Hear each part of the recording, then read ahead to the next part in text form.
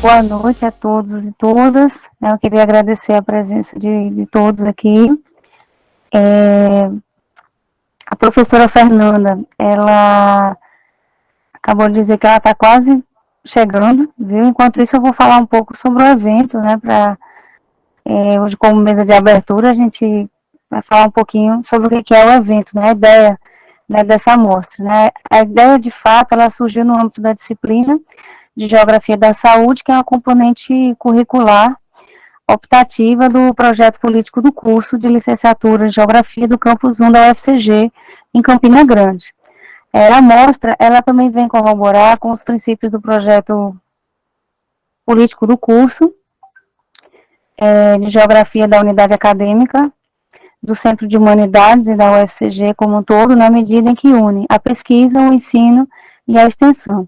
A gente realiza essa mostra regional a partir de 2013, né? Então, desde 2013 que a gente vem realizando esses eventos, a gente está na 6ª versão, e o objetivo é oportunizar a troca de conhecimento e o debate entre profissionais, pesquisadores e técnicos, estudantes e a sociedade em geral, que estão relacionados à geografia da saúde e áreas afins. Gostaria agora de passar a palavra, como a professora Fernanda ainda não pôde chegar, mas para o professor Lincoln, coordenador da Unidade Acadêmica de Geografia. Ok, boa noite a todos. Primeiramente, eu quero agradecer à professora Priscila pelo convite e dizer inicialmente que, com certeza, é uma alegria, uma satisfação enorme para todos, não apenas para quem está organizando o evento, né, mas para todos os docentes, discentes daqui da nossa unidade, do nosso departamento de Geografia, do curso da Universidade Federal de Campina Grande, campus de Campina Grande, e principalmente, né, reforçar aqui, enfatizar a importância da realização desse evento.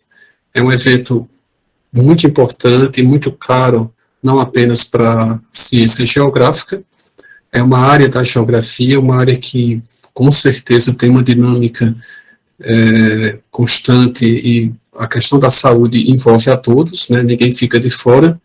Todas as áreas, seja das áreas das ciências da saúde, as ciências humanas, as ciências exatas, todos devem, não digo podem, mas devem colaborar, né, no conhecimento, nas análises, enfim.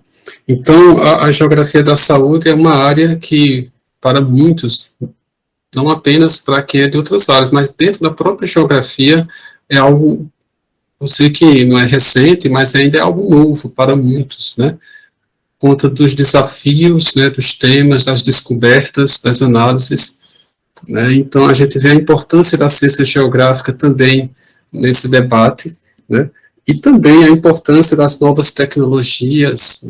Eu vi aqui na programação, toca nesse ponto que é fundamental, o uso, a aplicação dessas tecnologias a favor da saúde, né, do conhecimento do território, do espaço, esse espaço que deveria ser para todos, né? O espaço, a saúde deveria ser pública, de qualidade para todos. Mas a gente sabe que isso é um grande desafio, é um longo caminho. Então, para a gente é uma satisfação imensa a realização desse evento. Eu quero saudar a presença de todos que estão aqui, os professores, a professora Marina, que é que irá iniciar essa palestra, né, com um tema muito pertinente, né, esses estudos e pesquisas de interface, né, em geografia e epidemiologia, então o nome é difícil, né, a questão das epidemias, né, a questão das aplicações das políticas públicas. Bom, então, gente, eu quero apenas parabenizar mais uma vez, agradecer a disposição nessa sexta, acho que é a 6ª edição, né, da mostra regional, esse importante evento regional da Geografia da Saúde, professora Priscila, a todos os envolvidos, os estudantes, os demais que estão aqui presentes.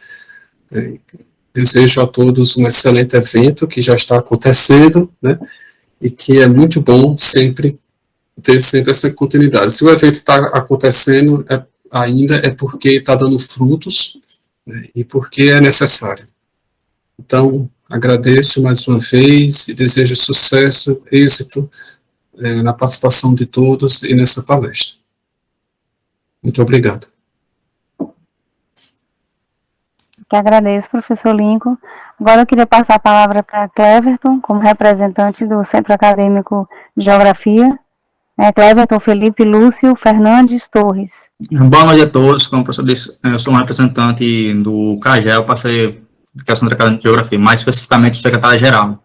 Estou aqui no lugar do presidente que não pôde comparecer devido a essas situações, mas queria primeiramente expressar o quão feliz estou aqui por ser chamado assim, para representar o Centro Acadêmico, que é importante, o movimento estudantil, principalmente nessa questão dos eventos, como até dita também o nosso estatuto, que é importante que façamos com que essa questão da troca de experiências entre, no caso, profissionais já da área, com os estudantes ocorra, porque, de uma maneira geral, vai permitir que eles tenham uma noção, não só da carreira como na verdade, né, como também vai permitir que eles possam aprender com aquelas pessoas que têm mais experiência, que já passaram essa fase, esse momento, então, compartilhando a experiência deles conosco.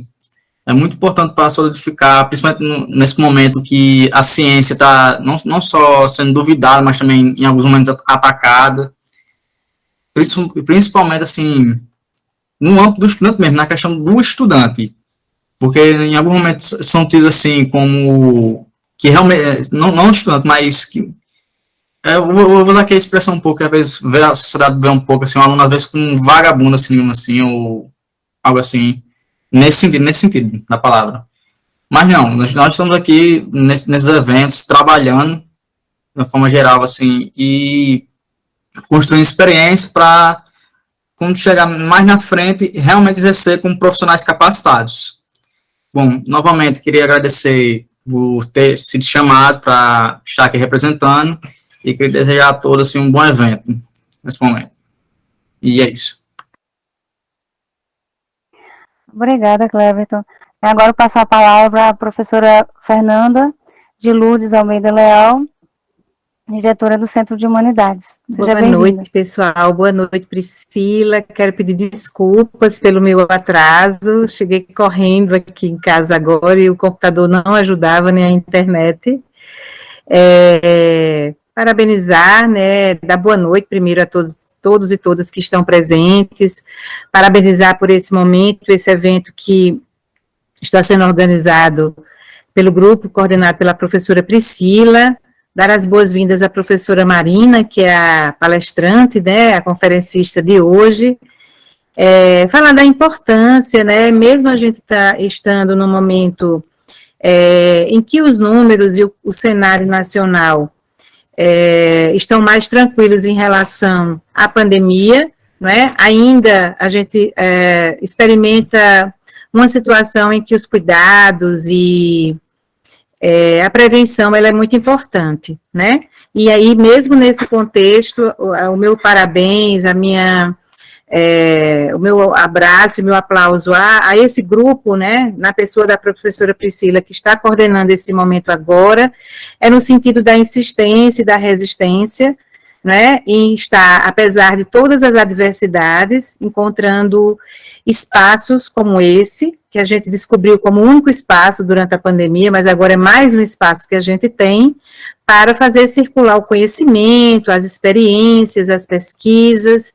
Então, nesse sentido, assim, todos os meus aplausos a uma iniciativa como essa, dizer que para a gente do Centro de Humanidades, né, é uma alegria ver a cada realização dos nossos docentes, dos nossos discentes, dos nossos servidores, um momento como esse, ele traz, né, dá maior densidade aos nossos fazeres, né, ao nosso cotidiano.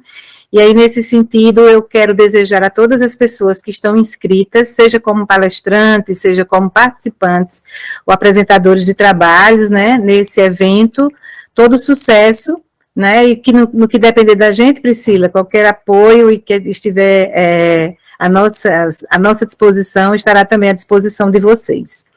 Então, é isso, e muito obrigada. Obrigada também. Agora, vamos para a palestra, né, da professora Marina.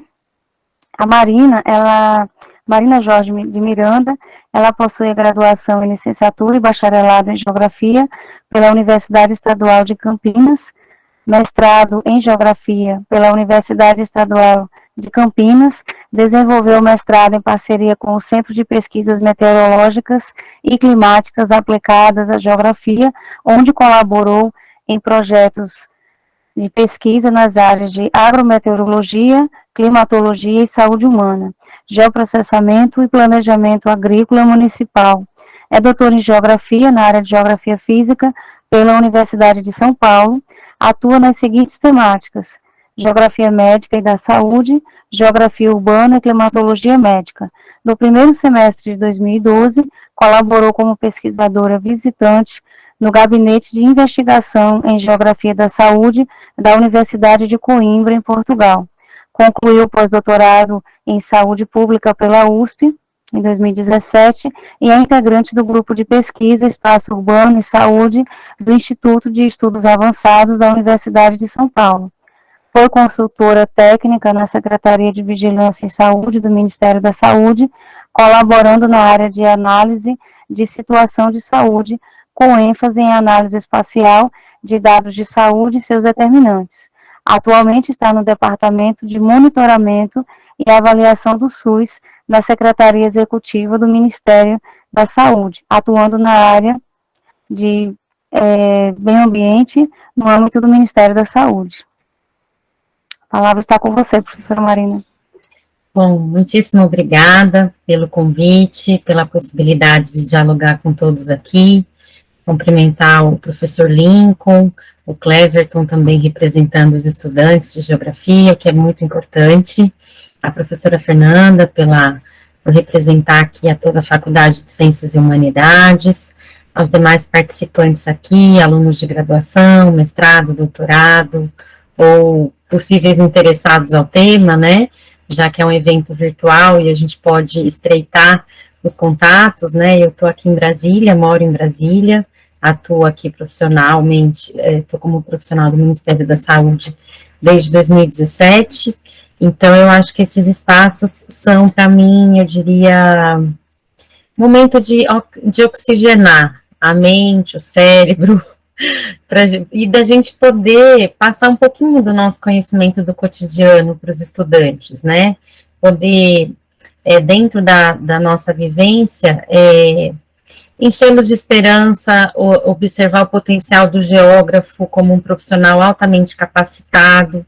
O geógrafo tem que ocupar os seus espaços, né, e eu hoje atuando no Ministério da Saúde, mesmo em meio a um contexto de pandemia, a um momento um pouco melhor em relação ao que a gente já passou, mas assim, eu estive aqui como geógrafa da saúde, trabalhando no contexto da pandemia, e foi uma situação de muita resiliência, né, em todos os aspectos, mas eu acho que é importante a gente também valorizar os profissionais da saúde que estão nos bastidores e que estão aqui desenvolvendo o seu trabalho com seriedade, que estão preocupados em divulgar os dados, né, que a gente produz, que a gente tem uma missão aqui de transparência ativa, eu tenho não só a única geógrafa, existem outros geógrafos que trabalham aqui no Ministério da Saúde, seja na vigilância de doenças não transmissíveis, transmissíveis, na coordenação de emergências.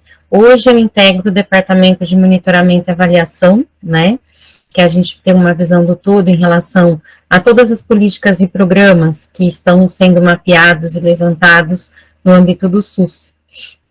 Então, a gente como geógrafo, né, a gente tem o conhecimento das geotecnologias, do contexto geográfico a partir da leitura dos determinantes sociais e ambientais da saúde, e termos a visão sobre regionalização, geografia política, a gente entender o que é o território, o que são as redes geográficas, a própria visão do Pacto Federativo, do SUS enquanto uma política territorial muito robusta, muito consolidada e resiliente, né, então acho que é importante a gente conseguir aqui conversar, eu organizei uma palestra, né, para falar um pouquinho do que eu vivenciei no contexto da pandemia, de como que o conhecimento da geografia associado à epidemiologia, ele é altamente importante para a gente, para termos elementos para tomada de decisão.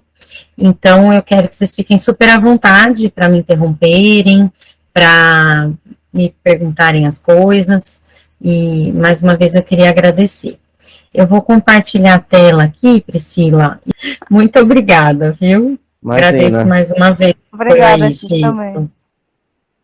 Bom, então, queria agradecer novamente a apresentação que a Priscila fez, né, a respeito da minha trajetória. É interessante ver que a geografia a gente pode atuar em diferentes áreas, né, seja na vigilância epidemiológica, na vigilância em saúde ambiental, na parte também das áreas voltadas ao mapeamento das políticas públicas. E aqui eu vou trazer, talvez alguns outros palestrantes pudessem ter trazido para vocês, alguns elementos conceituais para apoiar aqui a nossa conversa, tendo em vista que a gente está numa amostra de geografia e saúde, mas é legal a gente trazer esse embasamento teórico-conceitual para que os estudantes e pesquisadores se identifiquem com a vertente, né, teórica que mais seja confortável para o teu objeto de pesquisa ou para a tua análise de trabalho e etc. Então, como alguns de vocês já sabem, né, a geografia é a ciência que tem como objeto principal o espaço geográfico, e nada que não deixa de ser uma instância social, assim como a cultura, né, é para a antropologia, assim como a política é para a história, né. Então, a nossa ciência geográfica, né, ela tem como instância social ou como categoria o espaço geográfico, que foi denominado pelo professor Newton Santos como um sistema indissociável de objetos e ações. Então, a partir das relações humanas e dos usos através da técnica que o homem faz sobre esse meio geográfico, é que a gente consegue fazer as mudanças, pensar na organização socioterritorial de onde o homem está inserido, e, por sua vez, o espaço, ele é muito dinâmico, né? E é através da ação humana que a gente percebe os seus diferentes usos. E também, quando a gente começa a fazer o diálogo da geografia com a saúde pública, com a geografia e a saúde coletiva, né, essa relação, ela já é muito, muito antiga, né, desde o século XIX, quando a gente percebeu que John Snow, que também era um médico na época que estava mapeando ou investigando o surto de cólera em Londres, em 1854, quando ele foi cartografar os casos a partir de pontos e relacionando isso com acesso à água, né, foi nesse primeiro mapeamento que a gente consegue ver o quão é importante o arranjo espacial de um fenômeno na área da saúde, né.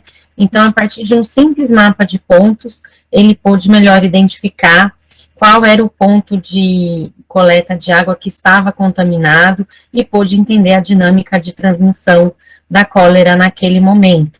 Então, o geógrafo, quando ele entra como profissional, né, para atuar, seja numa prefeitura, numa ONG, numa secretaria estadual, ou mesmo no âmbito federal, a gente acaba, muitas vezes, começando a desenvolver mapas, né, ou fazer análises em relação à análise temporal de casos, relacionando isso às variáveis meteorológicas ou climáticas. Então, a partir de uma visão exploratória, seja no tempo, seja no espaço, é que a gente começa a inferir hipóteses e possibilidades da explicação de alguns eventos de saúde, né? Então, essa visão espaço-tempo, né, que é uma condição do conceito, da categoria do espaço geográfico, é que a gente consegue perceber o comportamento da saúde das populações, que a gente consegue identificar padrões e condições ambientais que podem colocar determinadas pessoas que têm maior vulnerabilidade social em risco. Então, quando a gente observa, por exemplo, o contexto geográfico, a gente pode perceber o quão é importante essa visão do lugar enquanto espaço do acontecer solidário, né, ou do contexto geográfico como também um conceito importante para a gente, a partir do nível mais detalhado da escala do lugar, a gente poder desenvolver análises e pensar enquanto a saúde, a geografia da saúde, ela também está relacionada à geografia econômica, à geografia política, cultural, e de como que essa visão, essa análise integrada, ela vai apoiar o planejamento territorial. Então, a gente compreender e identificar quais são os atores sociais que fazem parte, que estão envolvidos no processo, é que a gente pode acolher e ter e permitir por essa visão integrada, que é uma característica nobre da geografia, poder oferecer para o tomador de decisão, seja da saúde, do meio ambiente, ferramentas e hipóteses importantes para a tomada de decisão, né? E a gente tem algumas disciplinas, né, que podem servir como ferramentas para análise geográfica, que é a própria cartografia, o sensoriamento remoto, as geotecnologias de uma forma geral, elas são muito utilizadas para os profissionais da vigilância em saúde, para a gente poder orientar os tomadores de decisão, né, para desenvolvermos planos de contingência e oportunizar melhor os tomadores de decisão no âmbito da saúde. Então, essa relação entre a saúde e o contexto geográfico, ela perpassa pelo lugar, que envolve o conhecimento da vida cotidiana, né, das experiências que as pessoas desenvolvem nesse lugar. Até, muitas vezes, o profissional da saúde pública, né, nas leituras na saúde coletiva, a gente também associa o termo contexto geográfico e lugar ao território, né, que é uma visão do nível, a partir da visão da unidade básica de saúde, que se aproxima muito da visão do lugar que o professor Milton Santos também trabalha. Então, assim, eu acho que é importante a gente reconhecer essas diferenças conceituais entre as disciplinas, mas elas são complementares, elas podem ser usadas de acordo com a visão e o critério do pesquisador. Eu não acho que a gente tenha aqui, né, é só para dizer que isso acontece, né, mas o que eu acho que é mais importante é que a visão do geógrafo que a gente tem do indivíduo para o lugar e esse diálogo com as diferentes escalas geográficas, é que a gente pode, que a gente tem muito isso a nosso favor, né, da gente ter uma visão do conhecimento a partir do lugar, mas aí o espaço geográfico é um somatório dos lugares, né, e aí a gente pode, através de uma delimitação político-geográfica, tomarmos decisões. Não podemos esquecer que são tanto a categoria quanto os conceitos, né, são espécies de raciocínios que a gente precisa desenvolver no âmbito lógico, e também são abstratos, né, mas eles servem para nos orientar no processo da pesquisa, no processo da gestão, e isso é importante para a gente poder delimitar e desenvolver o nosso raciocínio lógico, né, no âmbito da pesquisa e também quando a gente vai fazer essa tradução do conhecimento científico para a gestão de uma forma mais amigável e tornar isso operacional no âmbito das políticas públicas, né, não esquecendo da diversidade, da complexidade do território, né. Um exemplo aqui que a gente acaba utilizando bastante, que eu acho que é legal, que é de um artigo do professor Fábio Contel, que ele foi publicado na Saúde e Sociedade, né, por exemplo, que ele procurou retomar o conceito de região e regionalização a partir da interface dos estudos entre a geografia e a saúde, né. Então, ele trouxe 3 pontos interessantes que podem orientá-los ou desmembrar alguma curiosidade de alguém que está aqui pesquisando, né, que é essa primeira vertente dos estudos epidemiológicos e a influência do meio geográfico no processo saúde-doença, a importância das redes para a formação das regiões e para a regionalização dos serviços de saúde, e também definições recentes sobre o conceito de região e de regionalização, que podem conceder novos aportes para o entendimento da dificuldade que a gente tem de fazer regionalização nos estados, por exemplo, para a gente poder dividir, orientar, por exemplo, os serviços de saúde para alta complexidade, média complexidade, atenção primária, que é a unidade básica de saúde que faz o primeiro filtro, né, que é a primeira porta de entrada, para daí a gente poder perceber se é uma situação de saúde que ela necessita de um nível de atenção maior, aí a gente busca o nível ambulatorial, ou se você é uma gestante de alto risco, que está fazendo acompanhamento pré-natal, por exemplo, na unidade básica, e vai necessitar de um acompanhamento mais complexo, de uma alta complexidade no nível hospitalar para o parto, se você será uma gestante de risco e terá que agendar uma cesárea, né? Então, a gente discute muito isso também no âmbito da regionalização e da oferta e da espacialidade dos serviços de saúde, né, que é bem interessante. Uma outra situação que é interessante, né, quando a gente envolve, por exemplo, o agente comunitário de saúde, né, ele tem um papel muito interessante, porque ele conhece as pessoas naquela determinada região de saúde no nível da atenção básica, né. Então, essa solidariedade orgânica, esse conhecimento do território, ou do lugar, na verdade, no âmbito do cotidiano, é a partir do conhecimento dos agentes comunitários de saúde, das organizações das pessoas no nível mais local mesmo, né, de quem são as referências, as lideranças de bairro, os líderes estudantis, nas escolas, né, muitas ações educacionais, elas auxiliam também as ações de saúde em projetos temáticos, em projetos com a comunidade, né.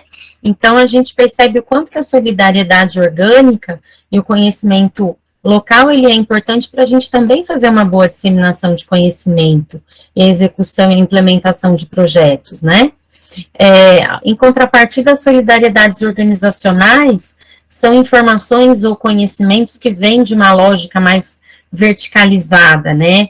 Vem, por exemplo, o Ministério da Saúde, ele produz, ou a própria OMS, alguns planos de contingência, alguns normativos, ou algumas sugestões de condução, no nível mais global para o local, né? Um nível, por exemplo, ou às vezes, né, no caso, quando a gente pensa na política territorial das empresas, ou uma determinada ação de uma multinacional, quanto isso vai interferir num determinado lugar, em termos de desvantagens e desvantagens em relação a ela estar presente ou não no determinado lugar. Isso é indissociável, né, isso é um processo dialético permanente que envolve a dinâmica dos territórios, né. Mas, assim, trazendo um pouquinho para a visão mais prática, né, a Priscila e o professor Xisto fazem parte dessa rede, né, a geografia, felizmente, foi muito valorizada e o conhecimento produzido pelo geógrafo foi reunido, e nós temos uma rede de geógrafos da saúde, né, nós desenvolvemos uma força-tarefa, né, junto com as universidades, os institutos federais, as organizações da sociedade civil, né, para a gente poder desenvolver um diálogo forte e com muita propriedade para a gente identificar e compreender os fatores que contribuíram para a dispersão da Covid. A gente pôde compreender como que as infraestruturas do serviço de saúde são distribuídas no território, e como isso pode analisar as possíveis regiões e estados, a identificar as populações mais vulneráveis, e de que forma a gente pudesse alocar mais recursos ou divulgar melhor as necessidades das ações de contingência para a gente frear um pouco a pandemia, e também no nível mais, eu diria, laboral e tarefeiro, no sentido de mapear. A gente começou, né, a gente teve que mapear bastante. Então, aqui eu trago alguns mapas, né, que foram produzidos por diferentes lugares do Brasil, e que serviram e que são importantes permanentemente para a vigilância, né, para a gente poder melhor orientar e identificar aonde começou a concentração dos casos da Covid, tanto casos quanto de óbitos, e de como que isso acompanha a rede urbana, né, brasileira, dos estados, e como que a densidade populacional, ela é muito característica para a dispersão da saúde, dos eventos de saúde, né. E isso é histórico, não tem como a gente, de repente, não acompanhar, né, a dispersão das doenças, ela acompanha muito a lógica da mobilidade, dos transportes, e também a densidade populacional dos territórios, né. Então, aqui acho que é importante a gente falar dessa rede e mencionar o trabalho também muito bem aqui representado pela Federal, né, de Campina Grande, pelos profissionais aqui presentes, e destacar que é um papel fundamental, e eu acho que é legal a gente estar aqui conversando sobre isso e valorizando, e mantendo essa rede ativa, independente da pandemia ter está numa situação um pouco mais confortável, mas ela ainda ela está com a gente aqui, e a gente precisa monitorar isso e manter os cuidados, né? Quando aqui eu trago, né, quando eu propus a conversa com a Priscila, né, o tema, apesar da gente já estar numa situação um pouco mais confortável, o diálogo da epidemiologia, da gente entender o que são eventos de emergência em saúde pública, como que a geografia dialoga com a epidemiologia, e como que a geografia também contribui para o contexto da pandemia, né, é bem importante. Eu acho que o geógrafo, ele tem que se atualizar muito no âmbito também, além do conhecimento teórico conceitual, da gente ter uma visão importante da nossa base epistemológica, a gente também precisa conhecer a técnica e utilizar a técnica de uma forma boa, oportuna, para a gente poder fazer, por exemplo, os painéis analíticos, para a gente poder divulgar as informações de uma forma mais amigável. Então, assim, saber dialogar com o estatístico, saber dialogar com o profissional de tecnologia da informação, saber dialogar com o dentista, saber dialogar com o médico, saber dialogar com essa intersetorialidade, porque é importante o conhecimento da base geográfica, é muito importante. A visão que a gente tem é a análise integrada, e a gama de informações que o bacharel ou que o licenciado em geografia tem é muito grande, mas a gente precisa vencer alguns paradigmas ou alguns preconceitos, e a gente dar cara a tapa, a gente ir para o mercado de trabalho, a gente fazer a geografia ocupar o espaço que é dela, né? Então, assim, o profissional da saúde, quando ele conhece o geógrafo, ele se apaixona. Ele fala, gente, mas que legal, que bacana a visão que vocês têm, entendeu?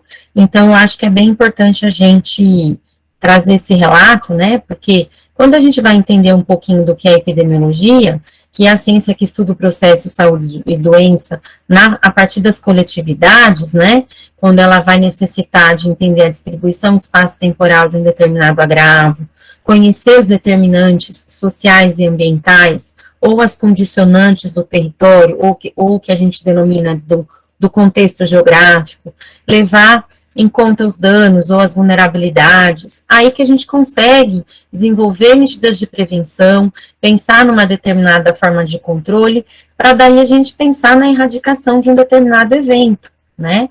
Por exemplo, a gente já teve algumas medidas, né, por exemplo, a vacinação, né, de algumas doenças, quando a gente para de vacinar contra sarampo, contra a rubéola, a gente está tendo a reemergência de algumas doenças que estavam erradicadas no Brasil, né? Então, quando a gente pensa na tríade lugar, tempo e pessoa, a gente também está falando do espaço geográfico, né? Que nada mais é do que essa relação espaço-tempo através da ação humana, né? Então, eu acho que isso é muito importante da gente reforçar o quão a epidemiologia e a geografia têm os mesmos objetos, né? E que se complementam. Eles podem, às vezes, até se sobrepor, mas eles se complementam. E quando a gente está vivendo num contexto de emergência, o que a gente chama, né? O que a gente conceitua? Quando uma determinada doença, ela está prevalente em diversos territórios no mundo, ela começa a ser a gente começa a falar, né, de uma epidemia. Quando ela ganha um nível de intensidade global, ela se torna uma epidemia, né?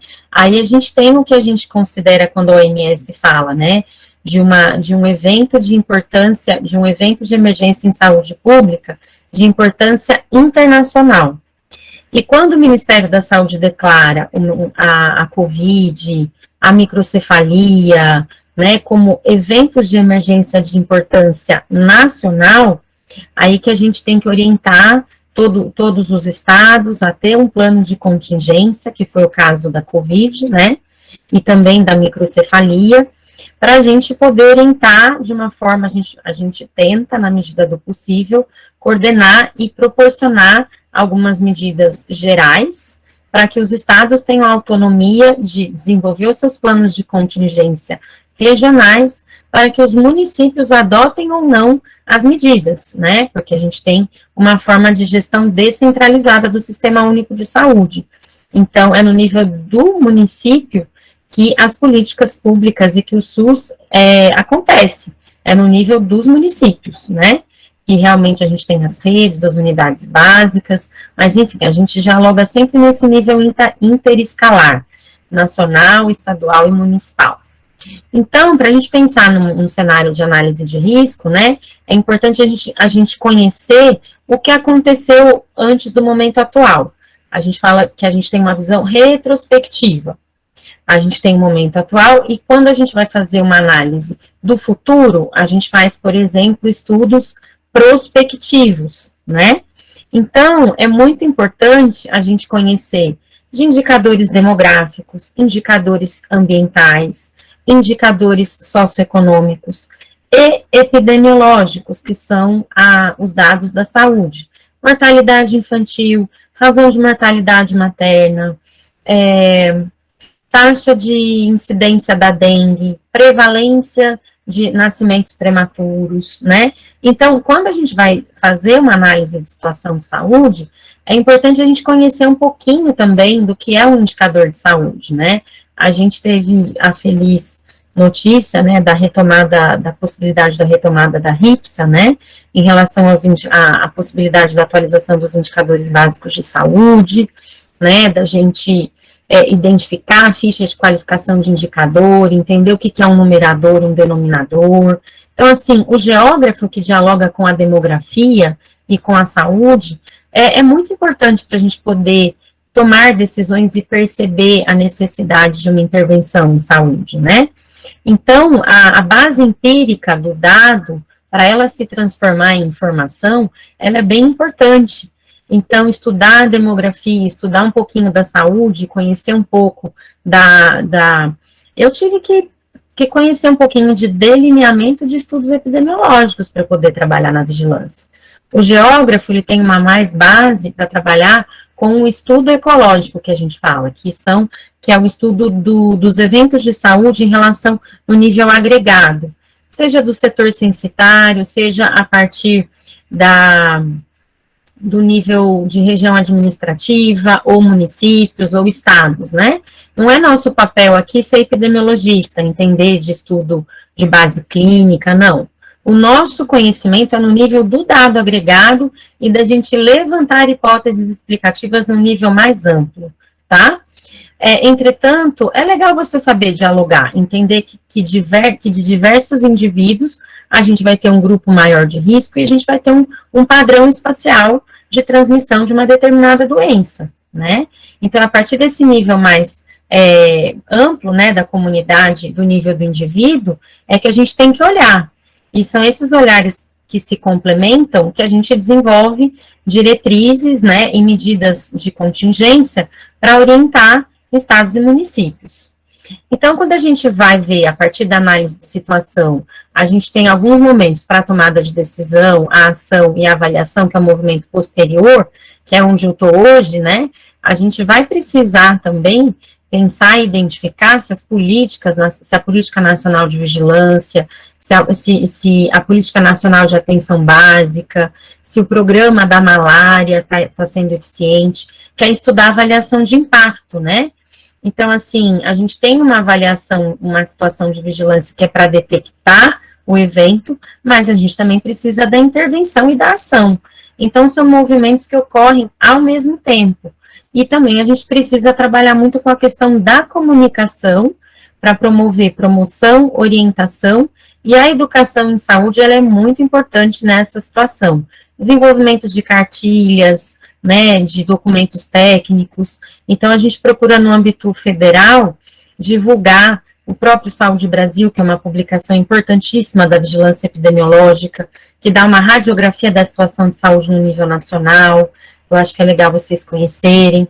Então, só para explicar um pouquinho, né, da complexidade, mas, ao mesmo tempo, da simplicidade que é esse desencadeamento de fenômenos, que para quem está na gestão é bem importante conhecer, né? Eu já falei um pouquinho dessa abordagem espacial, né, que envolve a categoria espaço enquanto análise, a sobreposição das camadinhas que a gente fala, né, dos layers em inglês, que são os mapas, né, é importante a gente conhecer a realidade do uso do solo, da altimetria, do mapeamento das residências, da habitação, dos transportes, né, para poder a gente identificar a dispersão espaço-temporal de uma determinada doença, identificar os fatores de risco e assim sucessivamente, né. A partir do caso do John Snow, que ele é bem emblemático e ele já é bem conhecido de todos.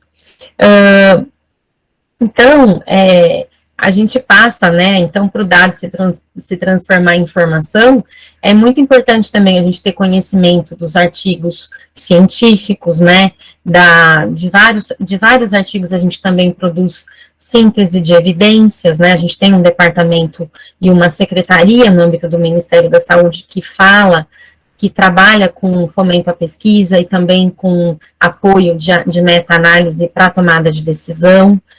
Então, tudo essa gama de informações é que vão nos orientar a gente a tomar uma melhor decisão, né? E a comunicação também do jornalista, o jornalismo científico, ele também tem ajudado muito a gente, os designers, né, de web, quem trabalha com tecnologia da informação, no desenvolvimento de painéis. Então, tudo isso é bem importante. Aqui é um pouquinho do conceito de vigilância, né, que é um processo contínuo sistemático de coleta, consolidação e análise de dados para a gente disseminar informações sobre eventos relacionados à saúde. Aqui é um pouquinho do conceito de SPIN, que a gente falou, né, que eu falei para vocês. Depois ela ganha uma importância nacional. Isso tudo tem decreto, né, que é publicado aqui no âmbito do SUS, porque a gente precisa entender um pouco dessa organização em termos de normativos, né? Esses decretos não são dados a troco de nada, isso tudo é publicado, é oficial, etc., né? Então, o que é considerado um evento de emergência de saúde pública nacional? Então, quando a gente tem situações epidemiológicas para fins ou surtos, né, com risco de disseminação a partir de agentes infecciosos inesperados ou de gravidade elevada, é o que a gente, no âmbito do SUS, considera, né? Então, é legal vocês, não sendo da saúde, mas é legal o geógrafo conhecer disso também, da onde vem, né? Conceito de epidemia, surto, pandemia, é um pouco alguns conceitos da epidemiologia, mas eu não preciso pormenorizar aqui, mas quem quiser pode, eu já dei uma pincelada em relação a eles, mas alguns exemplos, né, do caso da microcefalia no Brasil, que foi considerado um evento de emergência em saúde pública nacional e internacional. Esse aqui é um mapa, né, de casos de microcefalia, que foi publicado aqui no Saúde Brasil, e também em boletim epidemiológico. Aqui também é um artigo científico, né, falando dessa anomalia congênita, no caso provocada pelo Zika vírus, para se detectar microcefalia. Então, a gente teve, por exemplo, uma queda da taxa de fecundidade no Brasil de 2015 para 2016 em relação ao risco, né? Então, muitas mulheres deixaram ou adiaram o seu processo de maternidade, tendo em vista a microcefalia, isso a gente percebeu nos indicadores de saúde. Então, quando a gente também vai notificar um determinado dado, né, seja a microcefalia no âmbito do SINASC, é importante a gente conhecer que cada sistema de informação em saúde tem um determinado fim, né, tem um objetivo principal. E os principais sistemas que são utilizados pela vigilância epidemiológica é o sistema de informação sobre mortalidade, o sistema de informação sobre nascidos vivos, e o sistema de informação de agravos de notificação compulsória, né, que nada mais é um pouco, eu diria, um pouco frio falar dessa forma, mas é como o pessoal da saúde fala, né, é o sistema que marca o ciclo da vida, né, você nasce, adoece e morre, é um pouco dessa lógica da vigilância no âmbito da epidemiologia, em relação a registro de dados. Então, você tem a declaração de óbito para notificar um óbito, a declaração de nascidos vivos para você declarar o nascimento, e as fichas do SINAM para notificar agravos como gripes, como a dengue e outras doenças consideradas de notificação compulsória, malária, e dentre outras, né? Eu não vou, isso é só para apresentar que, por exemplo, a declaração de óbito, ela é um evento que tanto o sistema público quanto o privado tem que captar e são de acesso público, tá? Todo mundo tem que, tanto o SIM quanto o SINASC, e o SINAM também, isso tudo no âmbito do SUS.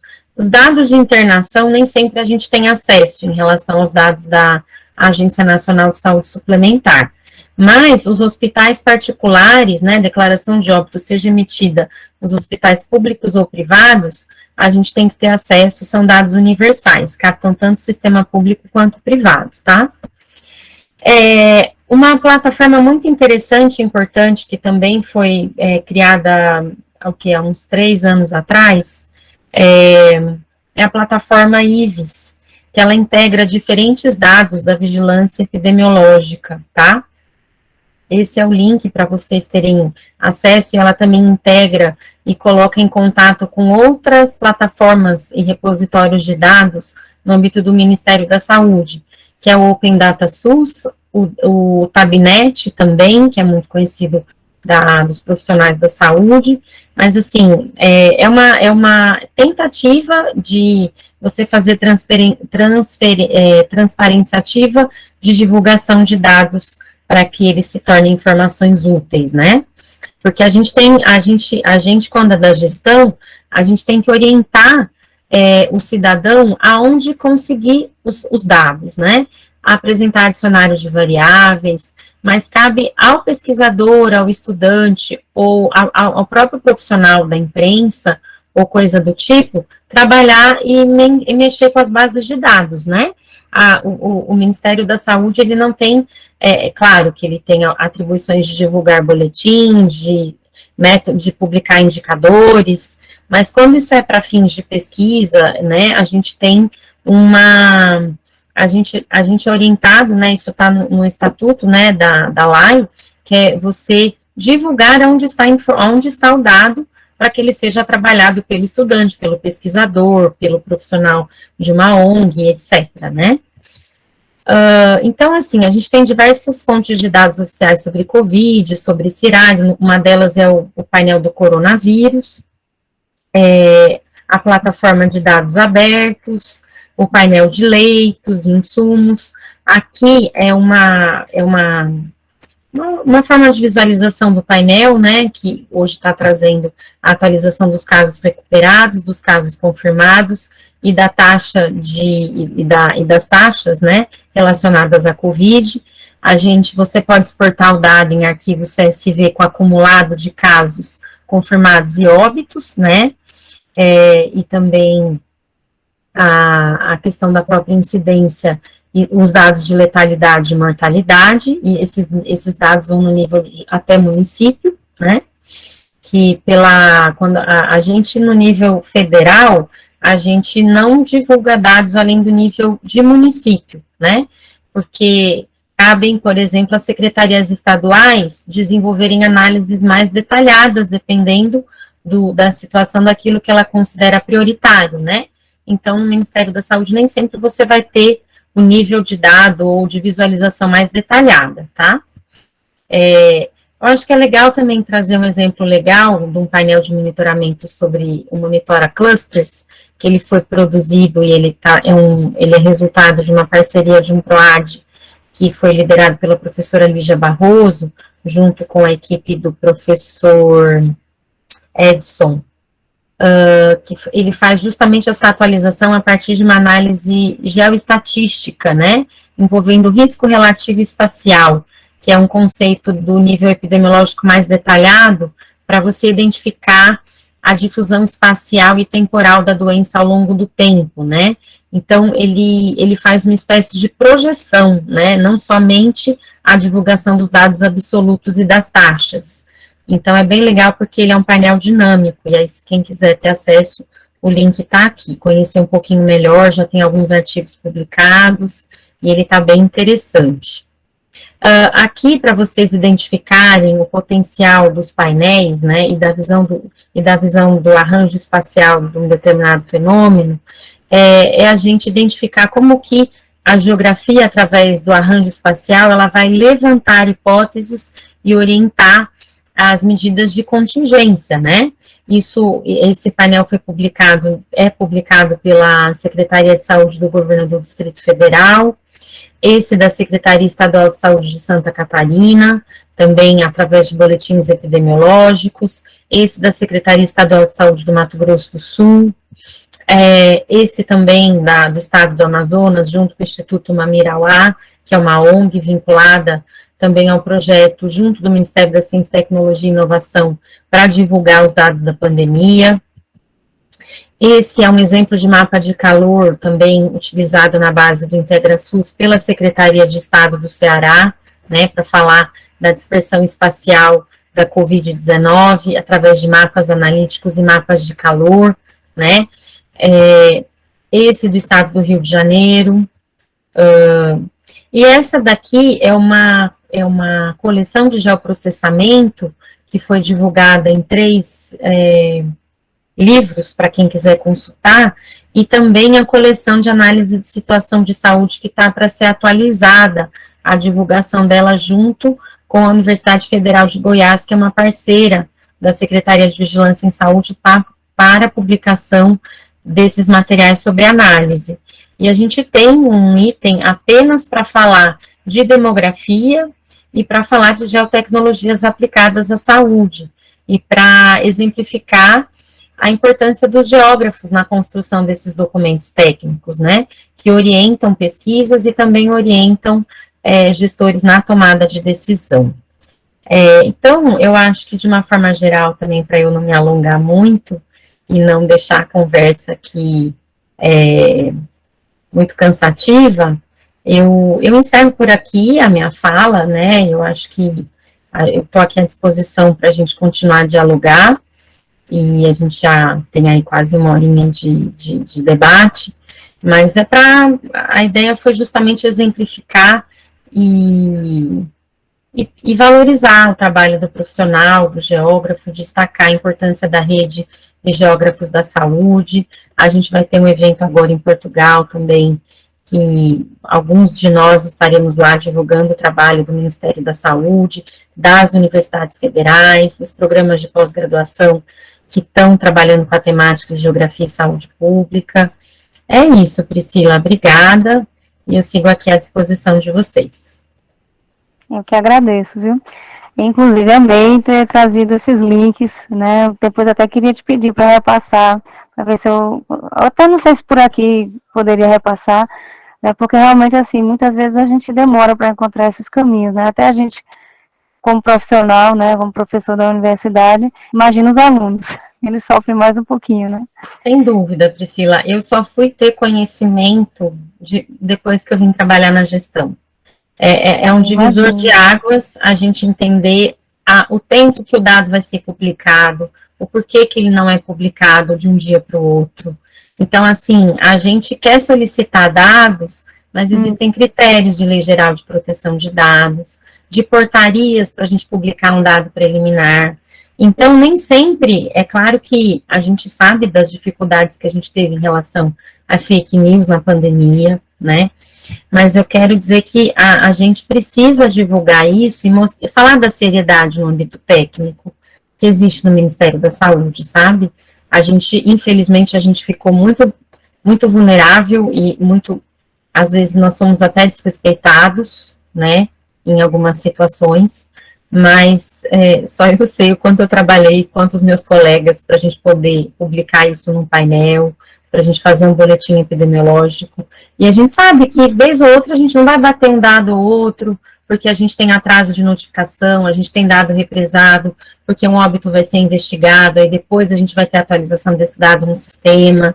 Então, isso eu acho que é importante falar e tornar de conhecimento público também dos alunos, né, de profissionais que não estão no âmbito interno, para que a gente possa democratizar e dar um pouco mais de confiança para quem está aqui, né, nesse sentido. Eu acho que é bem importante esclarecer isso também. Mas obrigada, eu não quero, não vou me alongar mais. Queria abrir a palavra para perguntas ou alguma colocação. Amanda?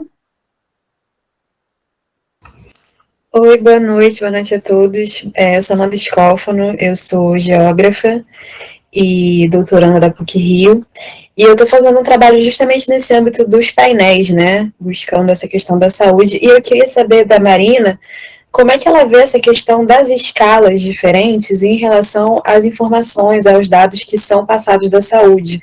Porque, por exemplo, eu fazendo assim um apanhado desses painéis pelas capitais, por exemplo, você vê que tem dados que estão por região administrativa, tem dados que estão por região de saúde, tem dados que estão por bairros, então, na hora de você tentar fazer um apanhado do Brasil todo, acaba atrapalhando bastante, assim, para quem é pesquisador.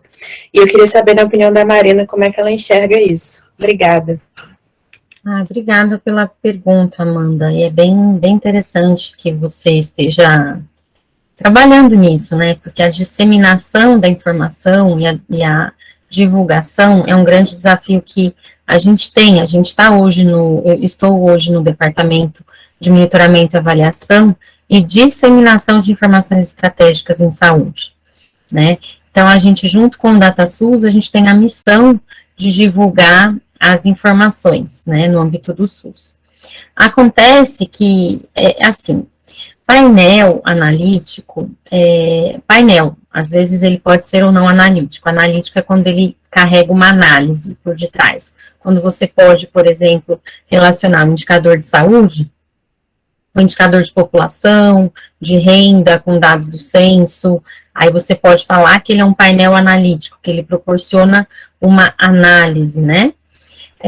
Agora, deixa eu tentar ser clara aqui, porque sua pergunta é bem complexa.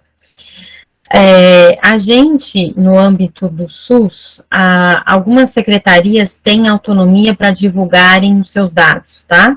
Elas podem ter um profissional de TI e produzir um painel de forma independente, né, com critérios do .gov.br, né, respeitando a Lei Geral de Proteção de Dados e a LAI, né, porque a gente não pode identificar, a gente não pode divulgar dado no âmbito do indivíduo, porque isso envolve aspecto ético, quem trabalha na saúde sabe que isso, a gente não pode divulgar um dado no nível do indivíduo, apenas no nível de agregado, né. Agora, a gente precisa hoje, a gente tem tentado hoje no âmbito do SUS, alinhar um painel analítico a uma determinada intervenção de saúde. O que seria isso? Uma política, um programa, uma rede, uma ação estratégica, para daí a gente ter um painel que ajude, que traga indicadores prioritários para monitorar e avaliar uma determinada política ou programa, tá? Porque dados e indicadores a gente tem inúmeros, né? Agora, o que eu acho que é importante para você colocar aí nas suas perguntas e na sua hipótese é qual o papel de um painel. Aqui ele responde qual é o seu usuário, qual que é a usabilidade dele, a linguagem dele está amigável, os filtros ou o que for, sabe? A gente tem muita coisa, mas a gente tem coisa boa e a gente não tem coisa boa sendo publicada. Então, eu acho que é importante você definir critérios do que você considera um painel informativo, né? Porque você vai levantar, eu fiz esse levantamento, né? Eu tinha uma outra apresentação que eu fiz, existe um repositório, na época, quando eu estava na vigilância, a gente tinha os links de todos os painéis das secretarias estaduais, porque a gente dialogava, para a gente poder fechar o painel COVID, a gente precisava fazer esse somatório e tentar identificar as informações, ou tentar unificar. Nem sempre a gente conseguia bater mesmo, porque o Ministério da Saúde tem um processo de análise de consistência antes de divulgar o dado. A gente devolve os dados, ou algumas, por exemplo, óbito. A gente vai investigar se aquele óbito foi codificado de forma correta. O que é isso? Às vezes ele é codificado por uma causa mortis, mas não está bem embasado. Então, a gente tem que levar isso, fazer uma devolutiva para os estados que reportam para os municípios, essa causa indeterminada não ela é um óbito por infarto agudo do miocárdio, entendeu? Então, os médicos têm todo um critério de reclassificação. Então, assim, eu acho que o que é importante, a gente tem muito profissional de TI trabalhando, né? A gente tem, por exemplo, a Fiocruz, com o ICICT, que divulga muita informação sobre saúde, que é bárbara, né? O ICICT faz painéis muito interessantes, muito importantes, o próprio IBGE, as secretarias estaduais e municipais também estão investindo mais nessa parte por conta da transparência ativa, que é uma necessidade dos gestores e dos órgãos públicos de divulgar a informação. Então, assim, eu vejo muita coisa boa, e eu, por exemplo, quando vou apoiar os profissionais de TI a fazer um painel de informação, eu oriento ele, olha, você pode fazer esse mapa com maior divisão de classes, essas cores não estão corretas. Eu falo de cartografia temática para os profissionais de TI, porque muitos resolvem fazer mapas, e esses mapas, ao invés de esclarecerem, eles confundem. Então, eu aqui dentro, no âmbito da onde eu estou, eu tive que dar aquele artiguinho do professor Hervé Terry e da Nelly, para explicar o que é mapa de calor, para explicar o que é mapa coroplético, entendeu? Eles falaram, meu Deus, porque tem muita gente que faz mapa, mas a gente tem uma base cartográfica, a gente tem então assim, eu quando vou divulgar, quando eu faço boletim epidemiológico, eu vou fazer mapa, eu consulto outros colegas, esse critério de discretização de classe não tá legal, eu vou fazer por desvio padrão, eu vou fazer por mediana, né? Então, assim, assim como a estatística, às vezes a gente quer que ela espremeie o número de uma associação, o mapa, ele também pode te confundir, ao invés de te orientar, ou de dar, efetivamente, a condição mais próxima da realidade, né? Então, tudo isso, tudo bem que quando a gente vai produzir, quando a gente vai divulgar um dado, um indicador, uma taxa, o que for, isso quando vai para o painel, porque já foi trabalhado, mas precisa estar lá na tua tabelinha, quando aquele dado foi exportado, quando ele foi atualizado, porque de repente alguém vai querer replicar para a tua pesquisa, e o teu painel não está informando isso, ele está incompleto. Então, Amanda, é uma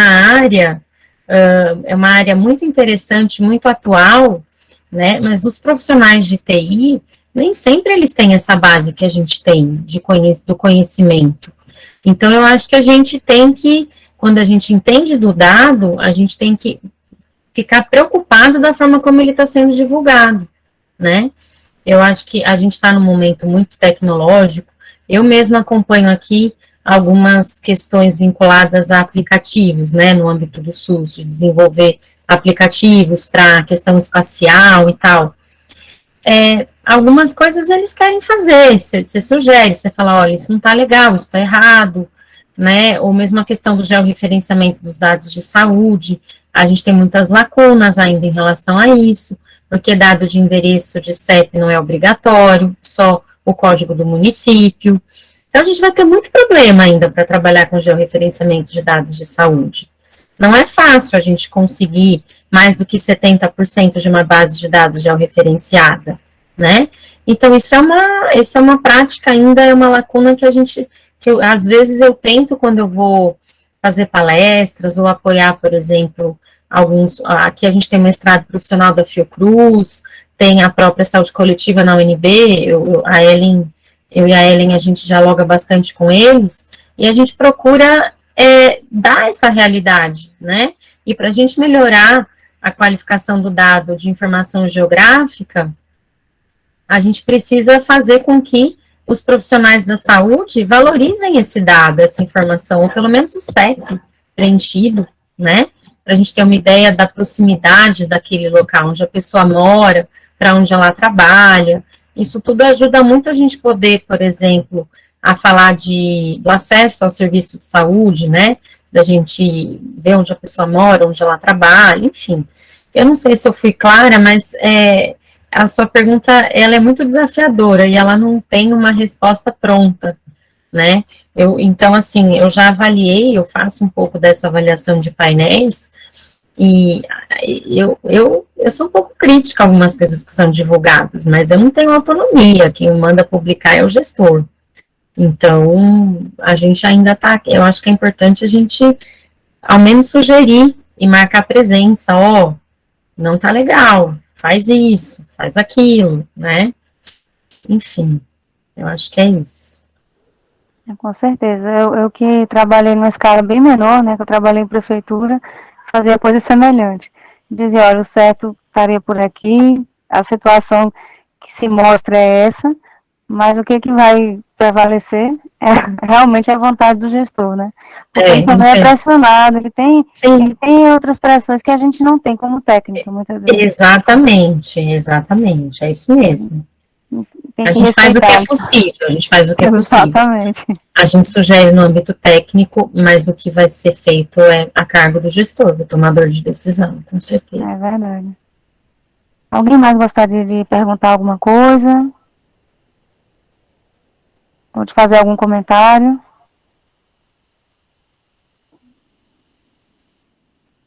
Ai, que silêncio ensurdecedor.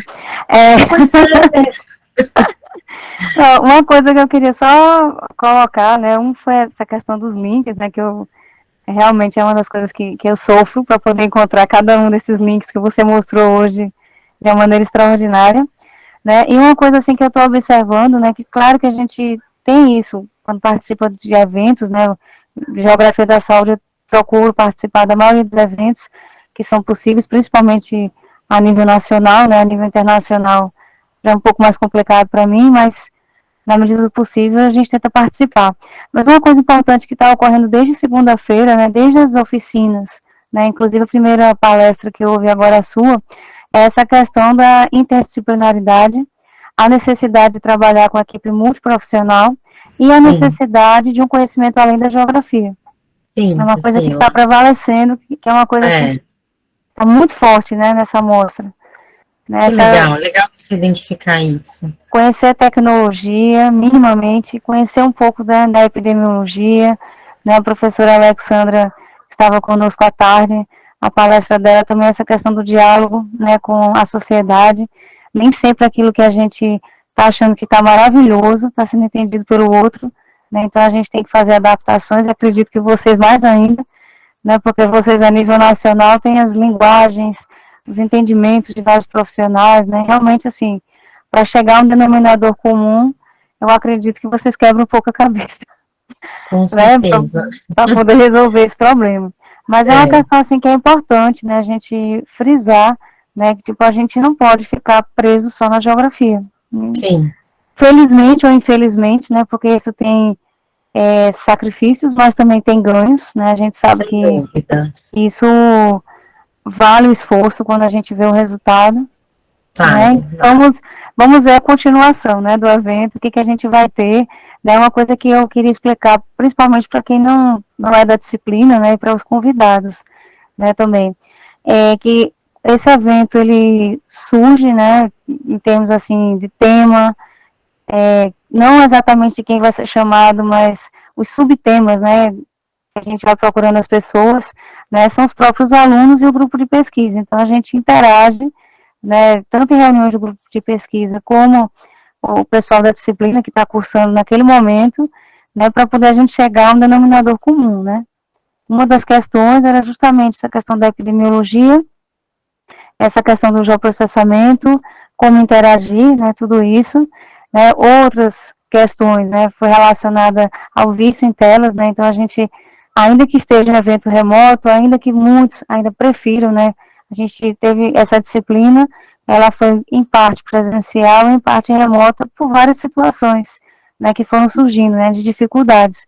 Mas as pessoas estão incomodadas com esse vício em telas, né, essa dificuldade de sair, né, tipo, eu quero sair, mas ao mesmo tempo eu não saio. Então é um dos temas também que estão colocados nesse evento. Não, com certeza, facilita muito quando a gente pode dialogar, né, você aí em Campina Grande, eu aqui em Brasília, né, então é legal a gente poder, no momento, né, estou trabalhando, mas hoje eu tirei, né, felizmente você pôde me possibilitar da palestra ser noturna para poder estar aqui e dialogar com vocês, e eu acho que isso Isso é muito importante para a gente sair do nosso mundo cotidiano, né? Vocês no âmbito acadêmico, de extensão, eu gosto de ter contato, de saber, de participar dos eventos, para ver o que vocês têm pesquisado, para pensar numa forma também de como que a gente tem que internalizar e aproximar mais a pesquisa da gestão e vice-versa, né, Priscila? Eu acho que isso é fundamental, e a gente incentivar mesmo os geógrafos a ocuparem seus espaços, né? A gente é um profissional muito completo e a gente tem que valorizar, né, a nossa formação e tentar incentivar esses alunos, porque o pós-Covid agora, a gente tem que entrar com tudo e tentar, a gente viver, sobretudo os estudantes, né, eu acho que essa questão da evasão, do atraso em relação a trabalho de conclusão de curso, a parte da saúde mental, todo mundo ficou muito fragilizado, né, e isso interferiu muito, né, nessa questão da pesquisa, do ensino, mas, de alguma forma, a gente conseguiu manter ativo e de alguma forma, lidar, porque a forma híbrida, ela é interessante também, porque a gente consegue ter uma economia de recursos para certas situações, né, e ter um diálogo próximo também. Eu acho que a gente conseguir fazer o meio termo das duas coisas é bem interessante, sim. Com certeza. Tem mais alguém que queira falar? Alguém lembrou de alguma pergunta ou não? O silêncio, a gente não sabe se eles ficaram com dúvidas ou se eles não entenderam nada. Eu vou considerar que todos entenderam, que foi maravilhoso. Roberta, quer falar? Oi. Pronto, eu acho que um ponto que a gente, tanto eu quanto você observou na época do meu TCC, é a questão de quando é colocado em prática as políticas públicas. É importante, pelo menos eu percebi, que no final digamos assim, daquele ciclo, que tenha um relatório que seja publicado, até por conta de que para pesquisas futuras, para ter uma base, para ver onde teve sucesso, onde não teve sucesso, porque quando eu trabalhei em tabagismo, eu encontrei uma maior, como é que eu posso dizer, material relatando o sucesso dos grupos de tabagismo na região sul e sudeste. Teve região que não consegui encontrar no recorte espacial, não consegui encontrar nenhum resultado. Então, isso é fundamental, não é só deixar aplicar, é divulgar, é mostrar um resultado, porque bom ou ruim vai servir para o futuro, vai ser benéfico, tanto para quem está ali, que passou por aquela experiência, quanto para os demais.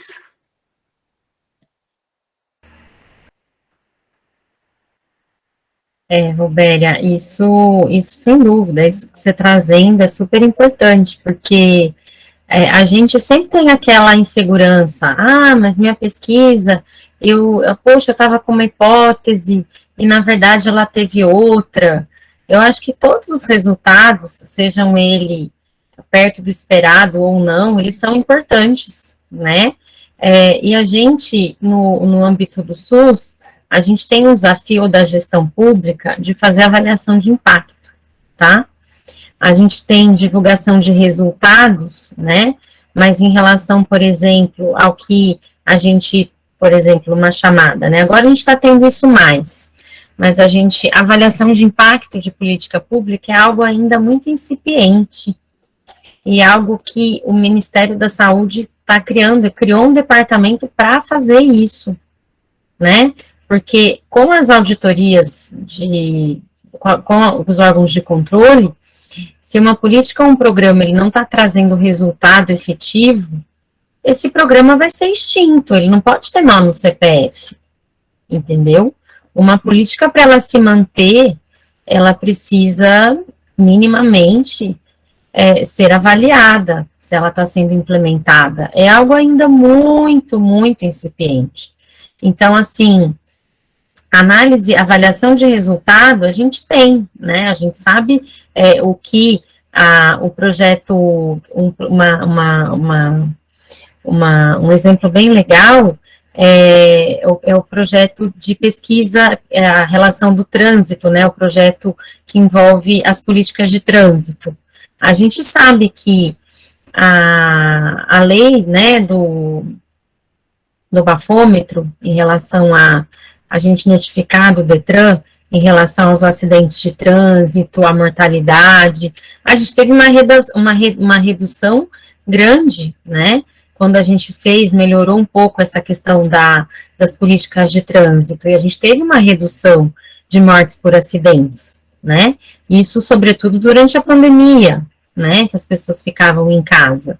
Então, dando um exemplo, né, pontual, mas que não seja diretamente uma ação ou uma política da área da saúde, né, ou por exemplo, você falou do tabagismo, a gente não permitir cigarro em ambientes fechados, né, isso reduz mesmo a exposição à saúde do trabalhador, dos profissionais, de quem não está ali, de quem está indiretamente recebendo a fumaça do cigarro. Então, assim, é uma política muito bem sucedida, né, a pauta do tabaco. Isso, a redução da mortalidade no trânsito também é um exemplo, e outras mais, quando a gente teve a melhoria das condições de saneamento no Brasil, a gente teve uma queda das doenças infecciosas, hoje a gente tem mais doenças não transmissíveis, que envolvem fator de estresse, de sedentarismo, a obesidade como sendo uma grande pandemia, a questão da saúde mental. Então, a gente teve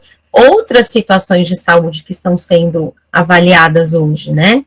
Então, a gente vai promover espaços mais integrativos, pensar em políticas integrativas, né, por exemplo, o profissional médico que trabalha com acupuntura, né, estou dando um exemplo, mas a gente percebe que os artigos trazem evidência de que você ter acesso a parques públicos, a melhor condição de saúde, a melhor condição socioeconômica, você vai ter melhor condição de saúde e bem-estar. Isso é automático, né? Então, a gente tem muitos desafios de conciliar, né, a política pública com as evidências e com a divulgação das informações, porque muitas vezes a gente só divulga o dado e não a experiência bem-sucedida. A gente tem, por exemplo, não sei se você teve contato, mas a gente vai retomar, por exemplo, a rede VIPNet no SUS, que é um documento baseado tanto na opinião da sociedade civil,